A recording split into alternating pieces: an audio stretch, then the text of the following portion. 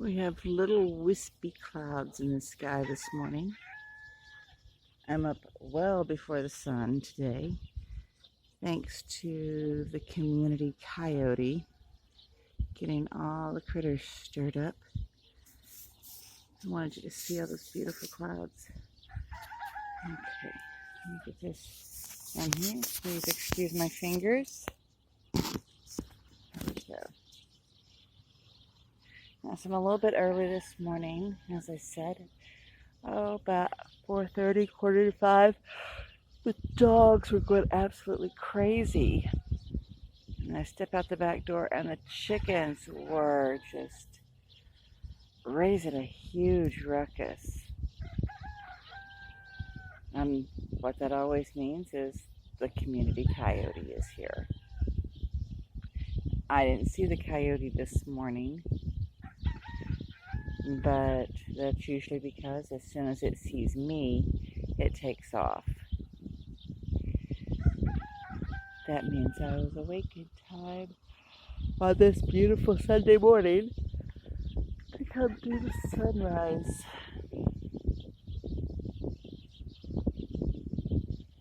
It is beautiful, but my plan is that as soon as the sun has come up and I've uploaded this video, I'm going to try to go back to sleep for at least another hour or so, because it's Sunday. I can sleep in today, and then I need to get chores done. Enjoy the song of the birds and the beautiful sunrise with me this morning.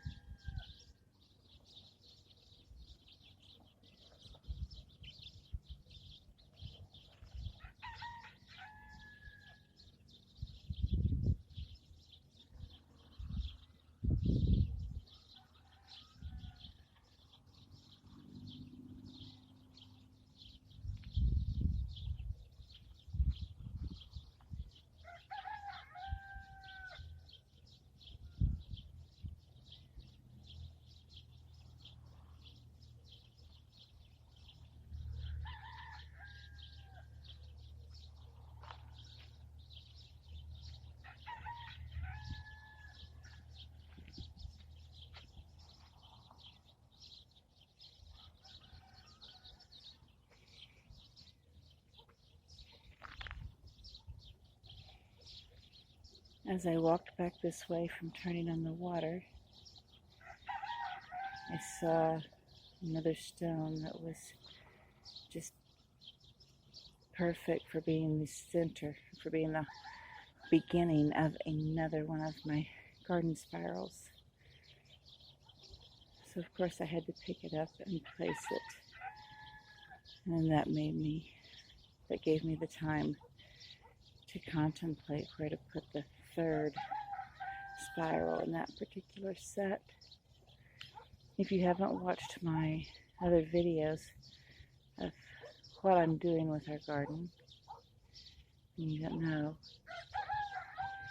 I'm setting out spirals in sets of 3. So I have 1, 2, 3, 4 sets of 3 spirals started. In one of those sets, there are 3 spirals already. I may add to them just a little bit. In one set, I have 2 completed spirals and the third started. And then in the other 2 areas where I'm going to be putting the spiral beds, I at least have the center stones placed so that I know where to get started as I pick up more stones as I'm moving along. I work on those as I go, and as I am coming out here to pray and to contemplate, and as I find rocks that are sufficient size to hold in the soil in a spiral bed. For me, they are very spiritual. They very much connect me with God and with Spirit. And as I did more research on it, the spirals are not just in my Celtic roots, but they're in the spirituality of many, many other cultures. So, seeing that, it is no surprise that as I come out here and I pray and I contemplate, spirals are what I'm told to use as I build this garden. Micah wanted a meditation spiral to walk in. So I think once I have ample mulch and have the garden laid out and planned out, in the center of it, just off from where I want to put my prayer space, the little bench that I want to build for me to sit under the tree, just off from that and towards the center of the garden, I think I want to build her little prayer spiral. I think it is very wise and very intuitive of a 5-year-old to want that space in our garden to help her center herself and to calm herself. She is an amazing child, this little one, my youngest, whom God has gifted to me.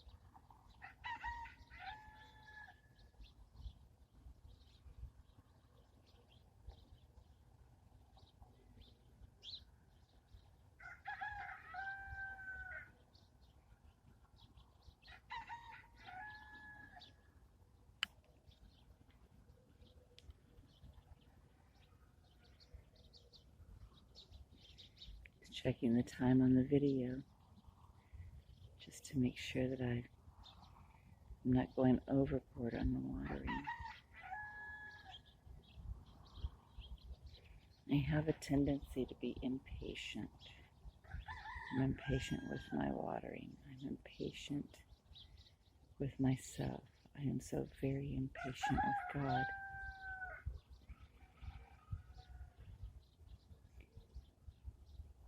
And you would think that by this time in my life I would have learned to be more patient with God.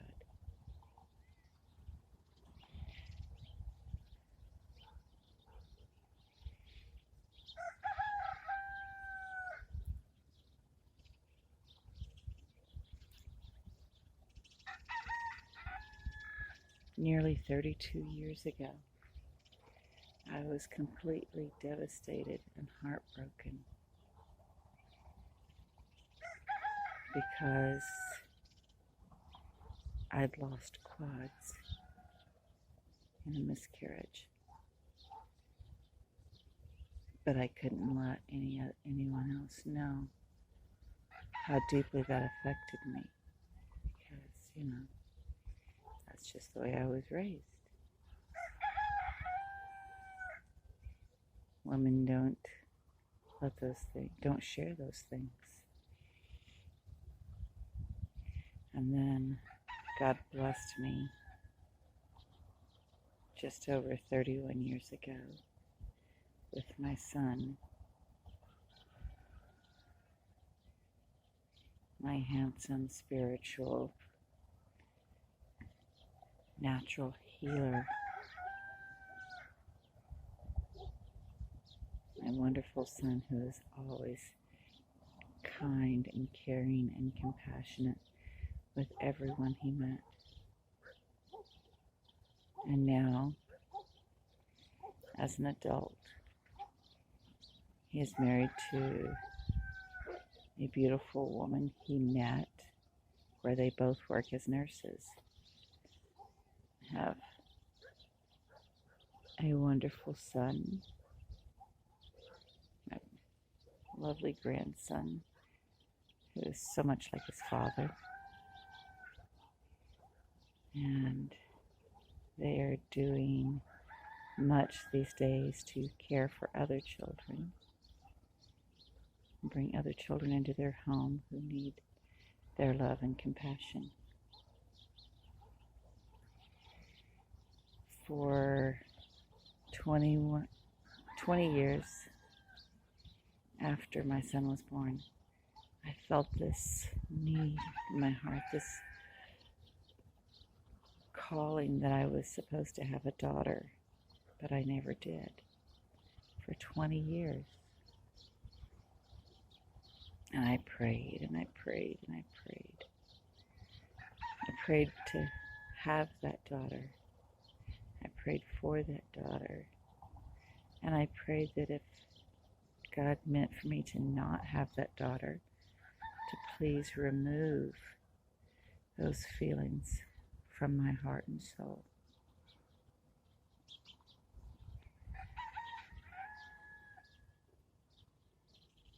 A little more than 20 years after my wonderful son was born, I had 2 more miscarriages in which I lost 3 more babies.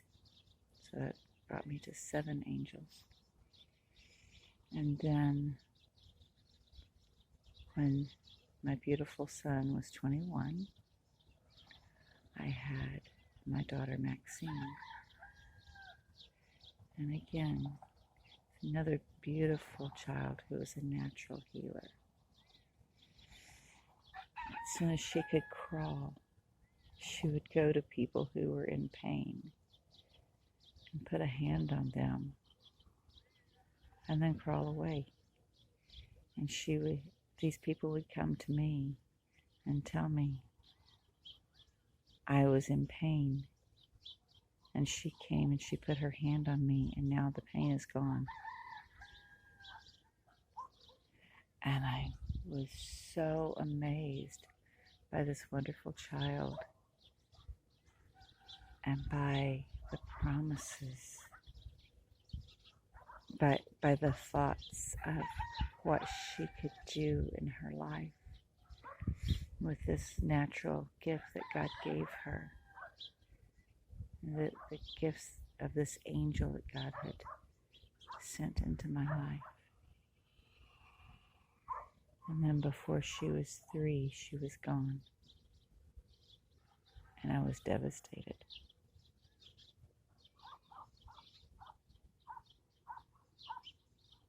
We were all devastated, the entire community, everyone who knew her. 6 months after the accident, I received a phone call from a woman who knew what had happened. And she had a young daughter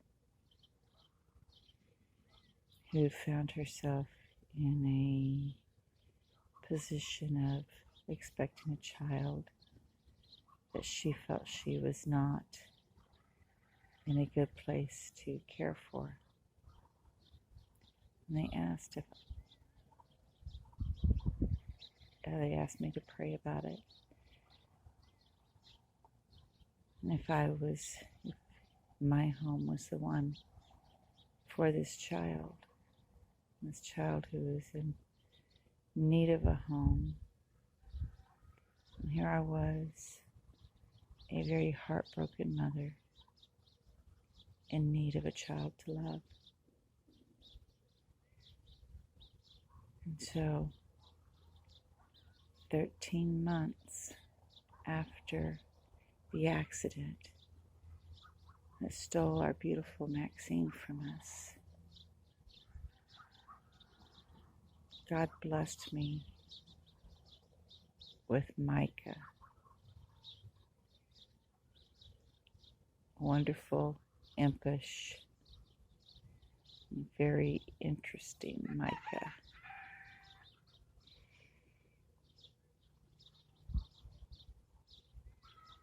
Her gifts are amazing. They're very different than the gifts of Kenneth and of Maxine. But they are amazing gifts, nonetheless.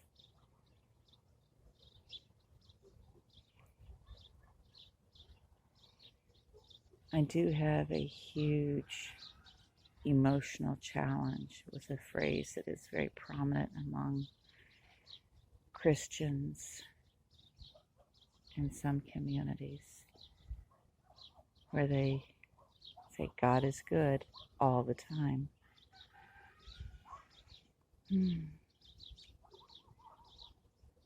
That phrase causes me deep pain every time I hear someone say it. Yes, God is always good, but I would prefer to say that God is good and He is always present, because in my pain and suffering,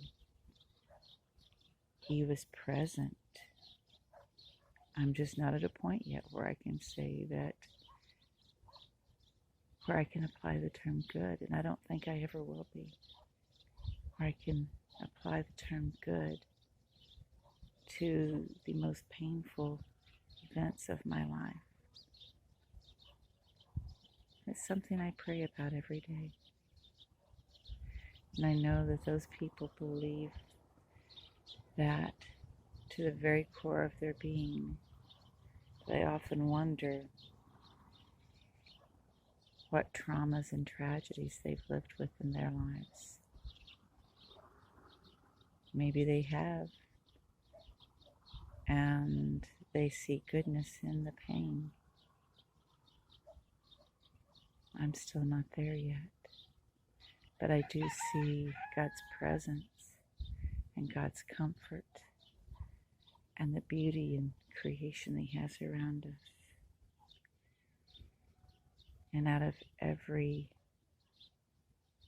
painful night, every painful, dark period of our lives, there is this beautiful sunrise the next day, a fresh start. So wherever you're at in your life today, whether you are in a place of much joy or a place of deep and grave concerns for the future of our nation and of our world, or if you're in the depths of pain, remember, there's always a sunrise. There's always a promise of a better tomorrow. There's always God's love and God's presence to help us through those challenges. God is there just as that bright sun coming over the mountains.